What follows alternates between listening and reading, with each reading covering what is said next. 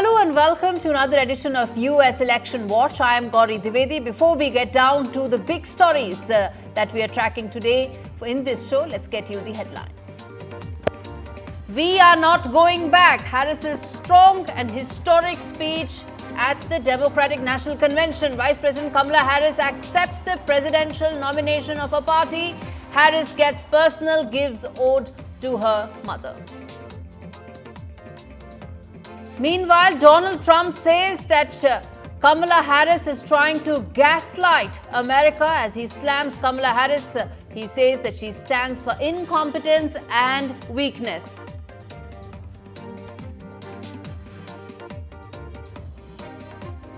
US unveils new sanctions. 400 Russian people have been targeted. US sanctions entities for aiding Russia's war effort.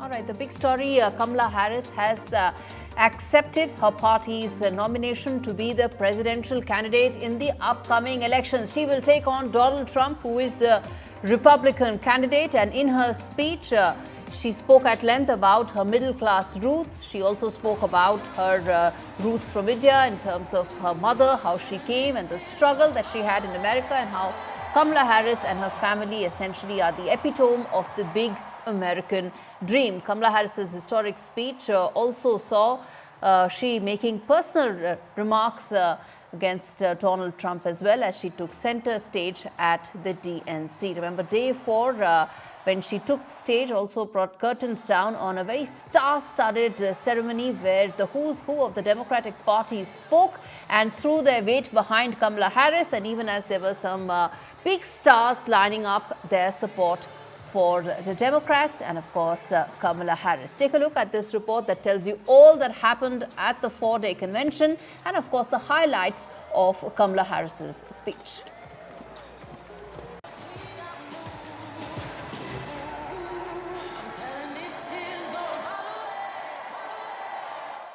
All right, run a package here. Yeah, not at me. For all Americans, you can always trust me to put country above party and self.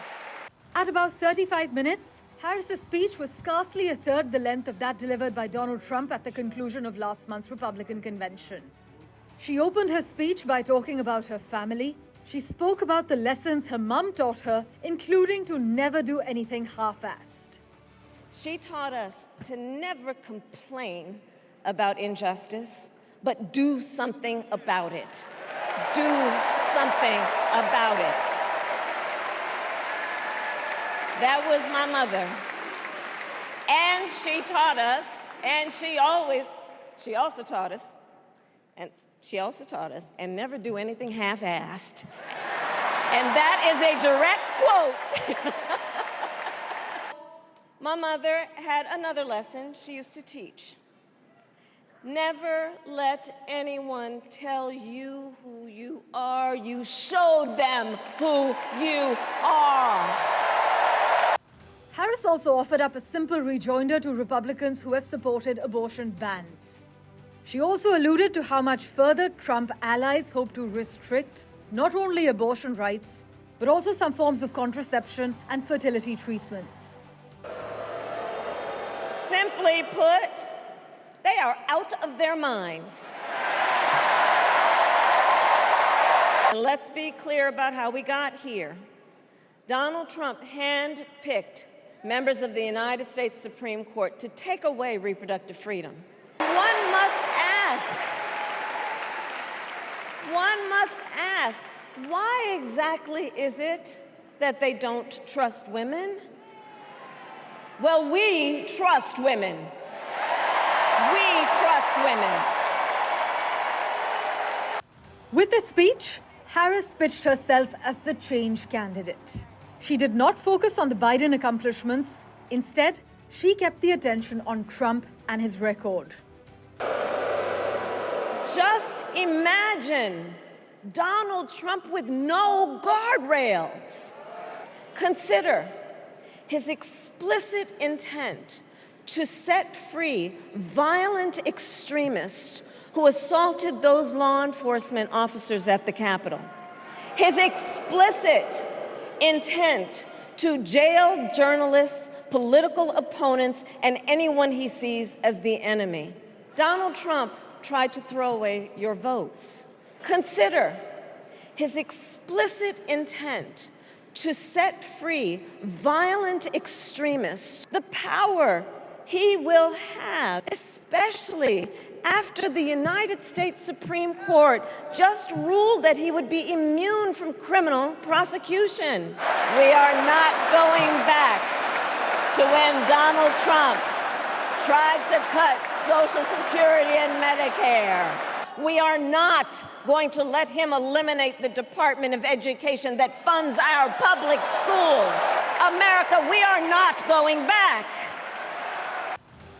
Meanwhile, she also spoke about Israel's war in Gaza. Harris's pledge that now is the time to get a ceasefire deal done is not new, but her emphasis on it this time and her strenuous pledge to stand by Israel's right to self-defense, experts say, is a balancing act.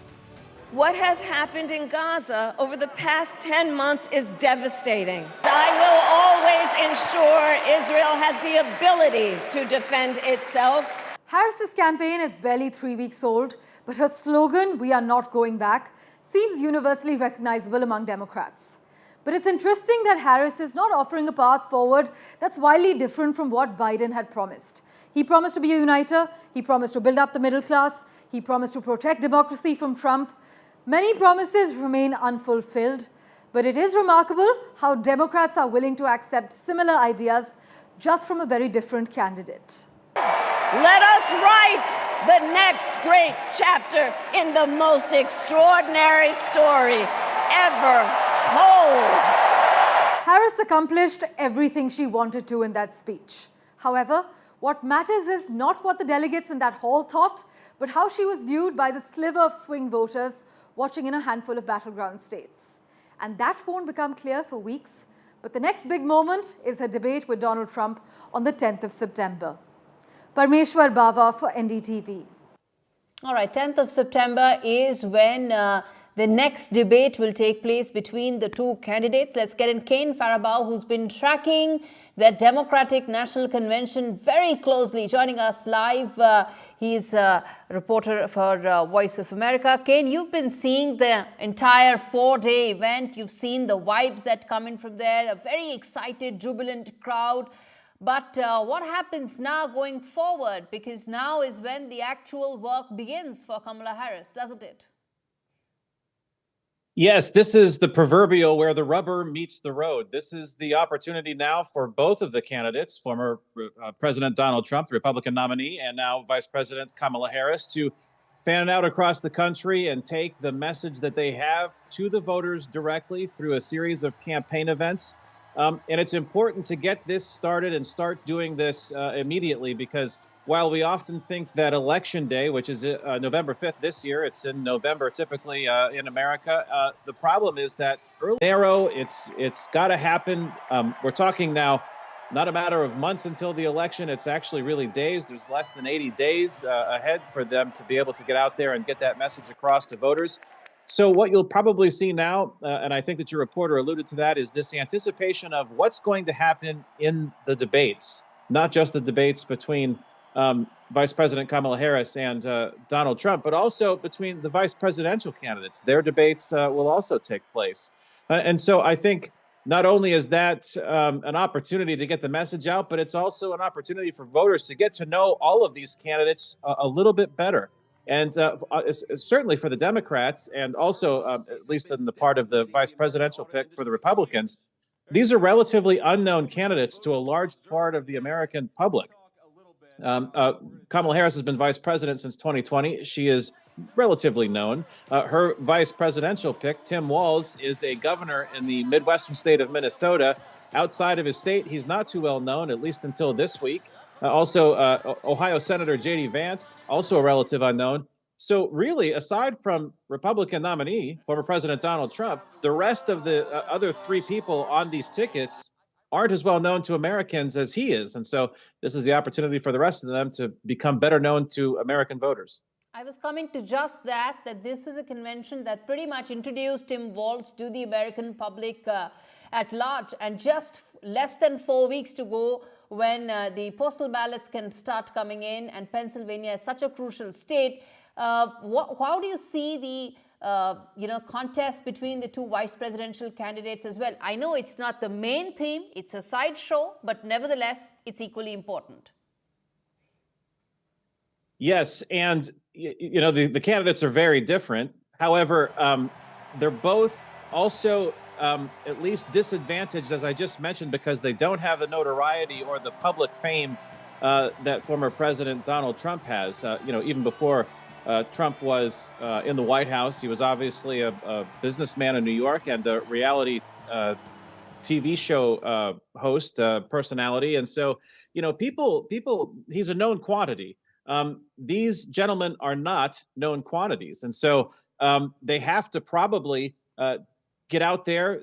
I'm sure we're going to see a lot of them on the campaign trail. We're going to see them probably hosting town halls. They're going to be meeting with voters.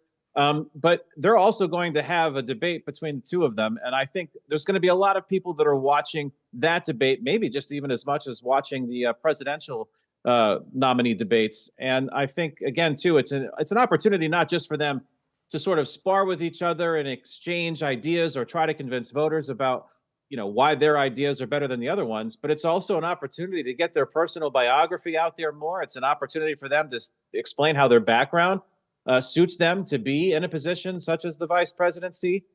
And it also provides, a little bit more of intrigue and interest into the ticket that voters have to decide when it comes time to cast that ballot. Absolutely. Kane Faraba, thanks much for speaking to me on U.S. Election Watch. We're going to keep coming back to you as we track this election closely. Thanks much.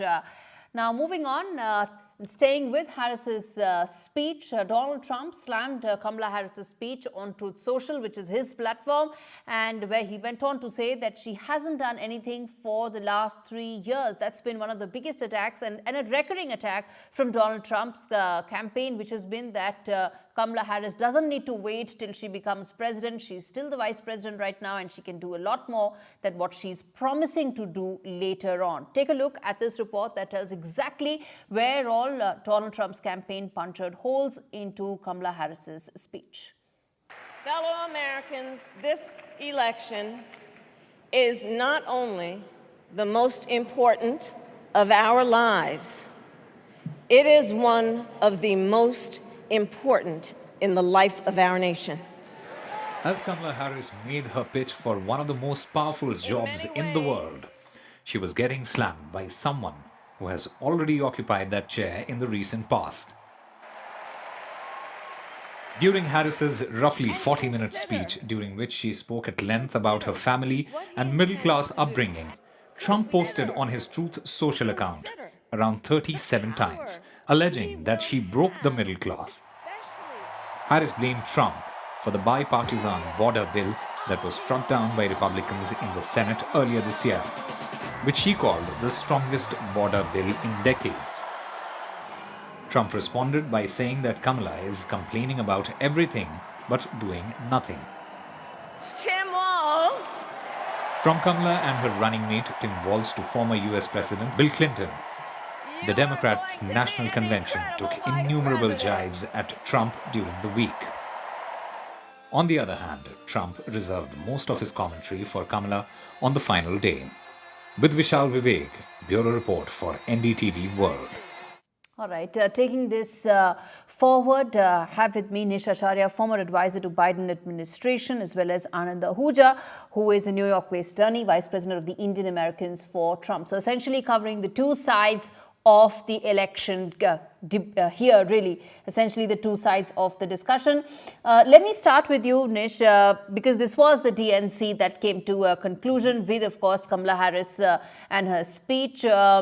Everybody says she's now got to roll up her sleeves and needs to get down to doing work immediately, specifically put out her policy agenda in clear terms.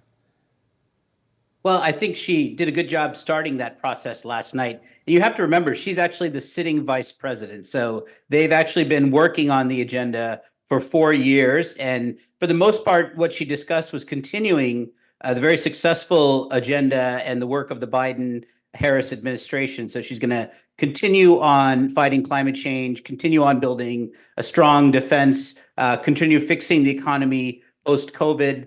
So she talked a lot of things that they've already been working on. In addition, she talked about some of the things important to her, which she'll perhaps spend more time on, such as women's health, access to women's health services, pushing for a solution in the Israel-Gaza conflict, and certainly pushing back and supporting democracy around the United States. So I think she laid out the start of her agenda.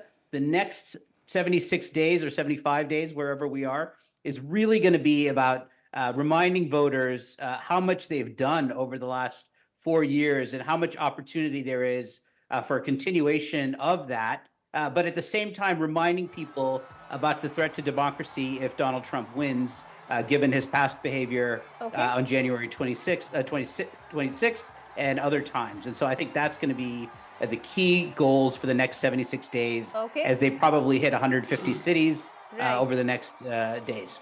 Anand Ahuja, respond to that. That's been the recurring theme the last 4 days as well, that if Donald Trump comes to power, the democracy and the democratic fabric of America is at stake and at risk. Basically, if you see any elections are won or lost because of two reasons. Number one, the personality of an individual candidate and the policies of that particular candidate. As far as the personality is concerned, there is no doubt Kamala Harris is a very charming lady. She has been a prosecutor. She has a lot of experience of putting forth her views articulately, very effectively in the courtrooms. So as far as the personality is concerned, that's one issue. But the second issue, and which probably is more important than just the personality, and that is the policies. Nish was highlighting a lot of good things about Kamala Harris, and being a supporter of Kamala Harris, I don't blame him. Even though most of the stuff he talked is basically has absolutely no basis. He talked about effective immigration policy, our southern border is a mess. He mentioned about the economy, that she has been working for the last 4 years on the economy of this country, which is totally in a mess. There are hard facts which can be verified. We are in a verge of third world war. Ukraine problem is still there. Gaza is going on. Iran has become more strong now than it was during Donald Trump's time.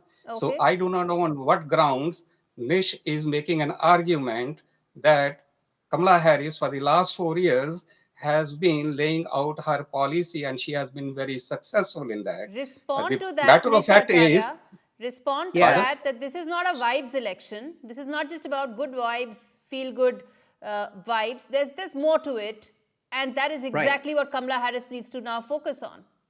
Right. So I actually didn't mention immigration at all. I mentioned the economy. And when Biden and Harris got into office, we had a much higher unemployment rate. We were in the middle of COVID. Our unemployment rate right now is close to as low as it's been in decades consistently. That job creation has come from economic stimulus. It's come from an investment in clean energy. It's come from investment in R&D. So the unemployment rate is historically low. The crime rate, regardless of what others might say, is historically low. And so the economy is doing quite well. Now, it can do better in other parts of the country. It can certainly do better. We can do a better job with immigration. That's something that's been difficult. But again, we know that there was a bill for passing immigration reform and reducing the flow at the border. And it was Donald Trump who actually told senators not to vote for that bill. So that was very clear. There's news coverage of that. All your viewers can see the stories on that. So for Harris, I think the key is to say, look at all the great stuff we've done. There's more to do. And going back and the Trump years is not the way to do it. We need to move forward and be much more inclusive economically, socially, politically in our country. Okay. I'll just Anand ask you Ahuja, that quick then question. what does the Trump campaign really stand for? Because that's the other side of it. While there may be many questions regarding the Democrat campaign being very low as far as specifics are concerned, the Trump campaign is essentially about Kamala bashing as well, isn't it? No, I don't agree with you on that particular point. But before I respond to your question, if I'm permitted, I would like to ask one question to Nish. No, let me do the Are you, question. Let me go about asking questions, no, sir. If no, we are the do this gas free for prices, all, then we gas price, ain't going to get anything no, done. No. no, No gas free for all, prices please, are, sir. Respond to the gas question prices, that what grocery does Donald prices. Trump bring besides negativity? That's what the long-standing No, if you see question Donald has Trump's been. That he policies, just brings too okay, much negativity. no. So let's discuss Donald Trump's policies. So as far as the immigration policy is concerned, if you have listened to Donald Trump's statements, he has said that we need professionals, we need technical people in this country to the extent that these graduates who come here and get science, math, technology degrees here, along with that degree, we should give them green card also. So Donald Trump is not against immigration. Donald Trump is against illegal immigration. Donald Trump is against people crossing southern border coming to this country illegally without any verification. Okay. So his emphasis is on his emphasis is you are welcome, you come to this country, but come through a legal way. Democrats say no, let them come through illegal way. So it's a question Okay. of, so that's one thing. On the economic front, if you see Donald Trump's policies, if Kamala Harris is going to increase taxes on corporations, these Yes. corporations are going to move out of United States. Who is Yes. going to give employment to workers here Yes. if the United States corporations, they move out of United States? Right. And I do not know which world Nish is living today. If you see the grocery prices, Yes. if you see gas prices, everything has gone up. And Right. he's telling me, and he's telling all your viewers that we are in a better position today. Economy is better today. So we'll know I that do not know answer. We'll know answer to that question in just less than 3 months. That whether America is better off or not, we'll know answer to that in just 75, 78 days. But thank you so much, Nish Acharya, Anand Ahuja. This conversation we'll come back to as we revisit several of these important topics. Abortion is what one heard the last 4 days at the Democratic National Convention. Before that, at the Republican Convention, one heard immigration again and again. But the one issue that both DNC and RNC did not touch upon as much as they should have was the Israel-Hamas war, which continues to loom over both parties, and it also played out at the DNC as well. Take a look at this report that tells you more about the protests that took place outside the DNC. As the party bigwigs hopped on to the Democratic National Convention stage in Chicago to deafening cheers, the buzz outside was quite contrary on all the 4 days of the convention. Thousands of pro-Palestinian protesters gathered outside the venue throughout the week, demanding systemic change of policy regarding the Israel-Hamas war that has killed more than 40,000 people so far, most of them civilians. I'm sure some people believe that. Me personally, I'm of the opinion that we need more of a systemic change. There's definitely a concern that I feel Kamala Harris has not voiced any significant concerns about Palestine.